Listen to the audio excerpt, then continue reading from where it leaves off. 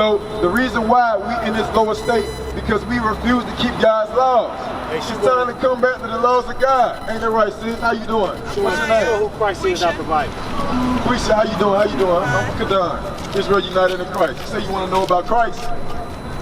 So according to the Bible, Christ was a black man from the tribe of Judah. He looked just like all us out here. Did you know that? Yeah. Do your kids know that? No, I just told him. Hey, little man. Hey, what's your name? Hey, what's your name, bro? Huh? Jelonzo. Hey, Jelonzo, which one of them is Christ? Which one of them is Christ? All right. Did you know he looked just like you according to the Bible? We're going to read that for you. Listen up. Listen real good. The book of Revelation, chapter 1 and verse 14.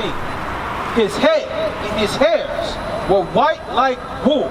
So according to the Bible, Christ had white woolly hair. Which one of those pictures right there show a man with white woolly hair? Right, see what I'm saying? See? But they taught us this image right here. This image right here is not in the Bible. Nowhere can you find this image in the Bible. Christ looked just like you. Read what you got. Listen to this. As white as snow, and his eyes were as a flame of fire. Christ had red eyes because he drank wine. When you drink wine, it makes your eyes red. Read. And his feet. So the color of Christ's feet, read. Like unto fine brass. What color is brass?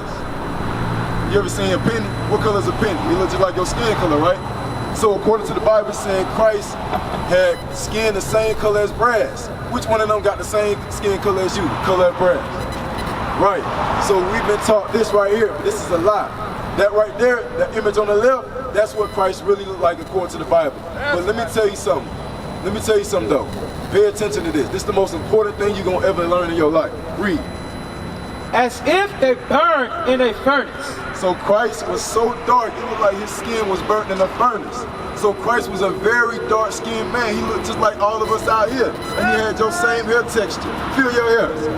That's wool right there. The Bible said Christ had woolly hair. We got woolly hair. We got the greatest hair on the planet. The most versatile hair on the planet. But we don't love our hair. Because why? This man right here told us not to love ourselves. You see what I'm saying? He taught us not to love ourselves, but it's time we gonna love ourselves now. See what I'm saying? What tribe you think you from? Your daddy is so-called African American? More than likely, right? From the tribe of Judah. This sign right here, you see the sign right here? Christ was from that same tribe. The same tribe you from. Y'all the same people. He came straight from your ancestors. Did you know that? Did you know that, sis? See? Give me Hebrews 7 and 14. Christ, the greatest man that walked this earth, was from the same tribe. He would be a so-called African American today. If he was walking around, he would be a so-called black man today. He came from the same tribe you from. Read what you got.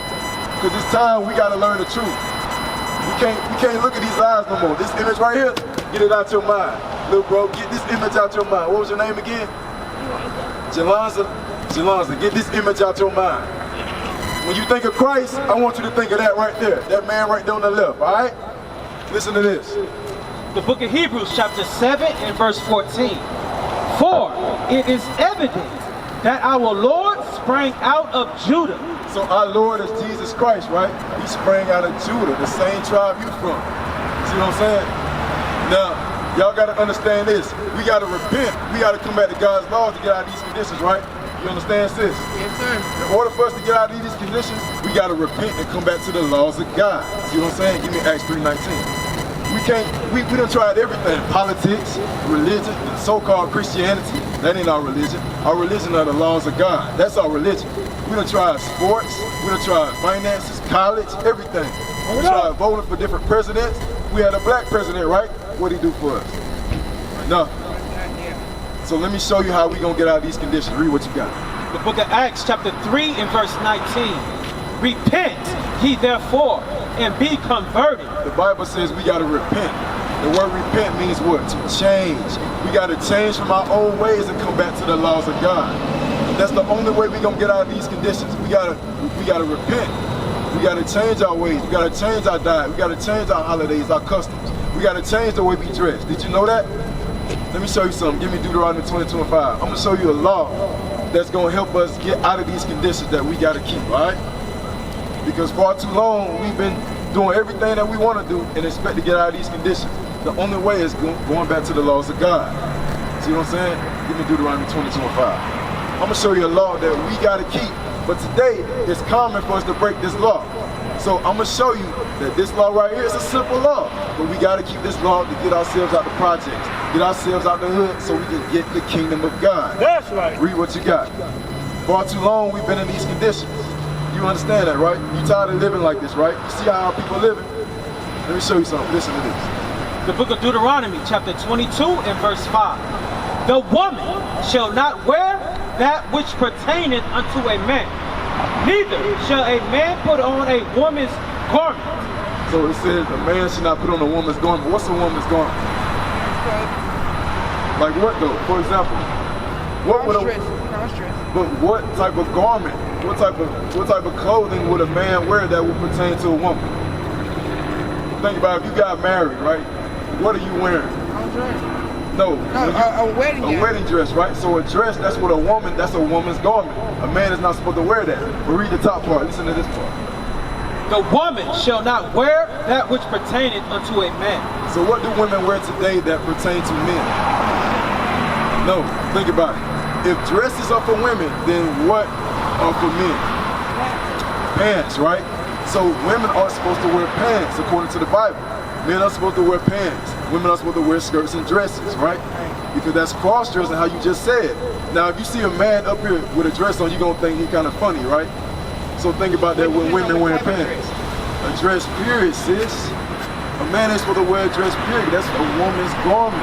See what I'm saying? So you saying they got man dresses? That sounds foolish, right? It sounds crazy, right? Right. So we supposed to wear, men's supposed to wear pants. You're supposed to wear dresses. You know why? Because you're not supposed to show your figure. Your husband is the only person that's supposed to see your shape. Not everybody out here. See what I'm saying? Give me 1 Timothy 2 and 9. There's a reason why you're supposed to wear a dress and not pants to show off your figure. You understand that? And that's another reason why our people are destroyed. Because that's a regular law we break every day. We don't even think about it until we read the Bible. See what I'm saying? Read what you got. Listen to this. The book of 1 Timothy chapter 2 and verse 9. In like manner also, that women adorn themselves in modest apparel. What does the word modest mean? He said women shall adorn, shall dress themselves in modest apparel. What does the word modest mean? Like today, I don't know, I'm not sure. What's your definition of modest? Modest means not showing sexual attention. So if you got pants on, you can see your shape, your curves, everything. That's not modest. You gotta cover up, sis. That's what modest means. So that's why you have to wear a dress, not a tight dress, not a skin tight dress that you would wear to go to the club. A dress that's flowing, that's covering your shape up. It's mod. That's what modest means. Read what you got. With shamefacedness. With shamefacedness. That means you gotta be humble. You gotta come. You're not supposed to be in every man's face. You're not supposed to be out showing your body off. That's called being shamefaced, right? And sobriety, not with braided hair, or gold, or pearls, or costly array.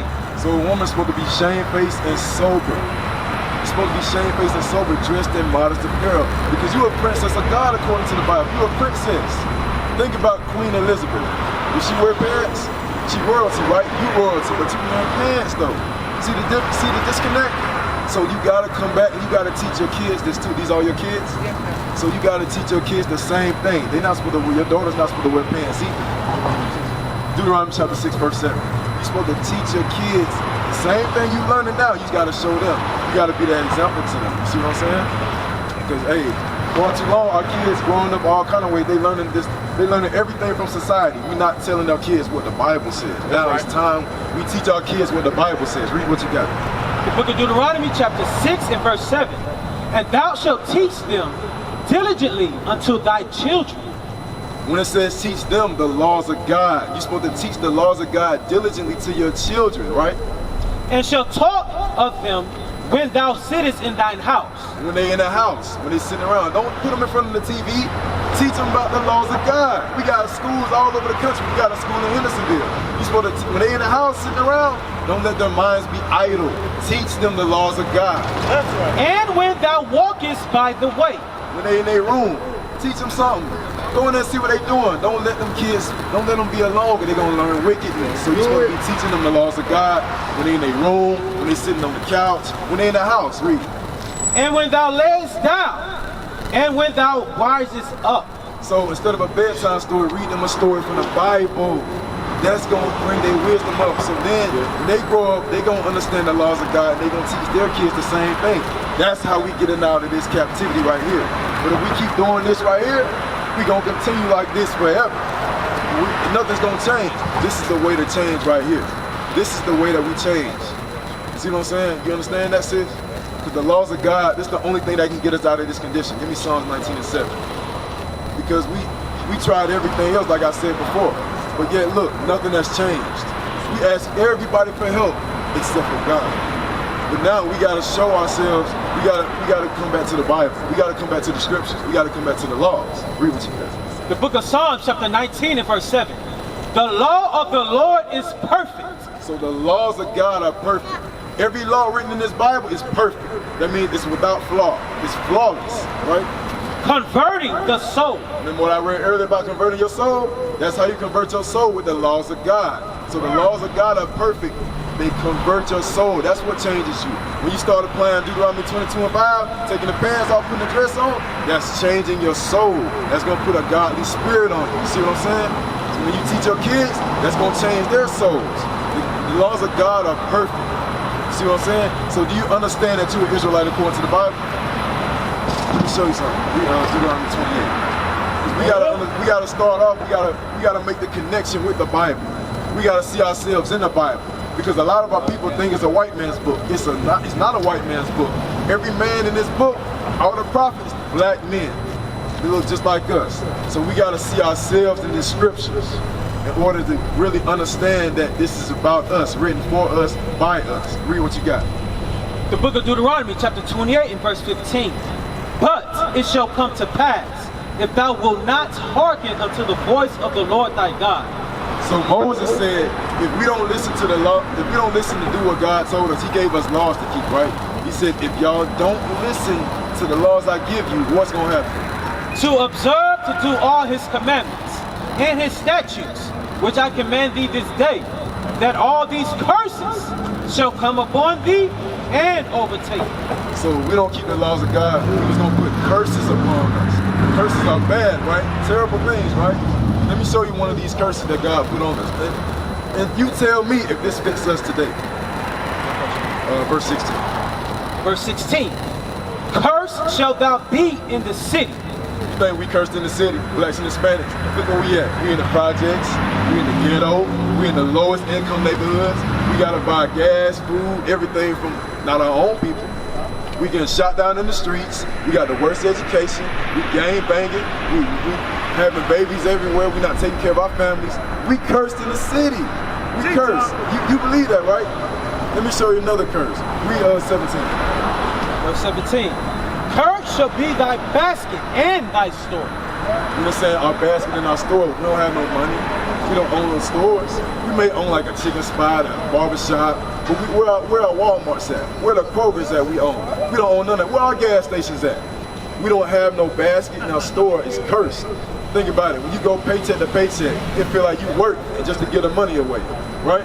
You may have got 1 to 6. It seems like every time you go to work, every week and you get paid, it seems like now you gotta get more money because you just spent all the money you got.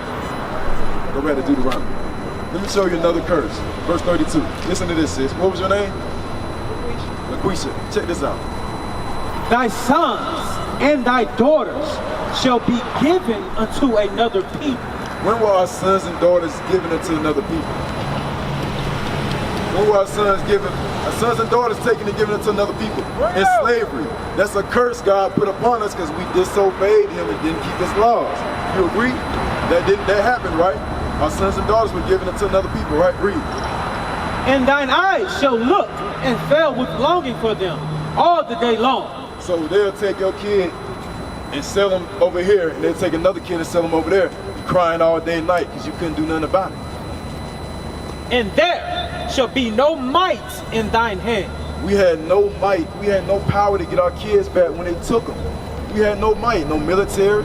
we couldn't do nothing but sit there and cry all day and night because we disobeyed the laws of God. Right. But now we got to come back. Let me show you another curse. Verse 48. Verse 48. Therefore shalt thou serve thine enemies, God said we're going to serve our enemies. He said we're going to serve our enemies. Listen. which the Lord shall bring against thee. Which God sent against us. God sent our enemies against us and we had to serve them. In hunger. In hunger. We got to serve our enemies in hunger. Who own Walmart? Who own McDonald's? Who own Burger King?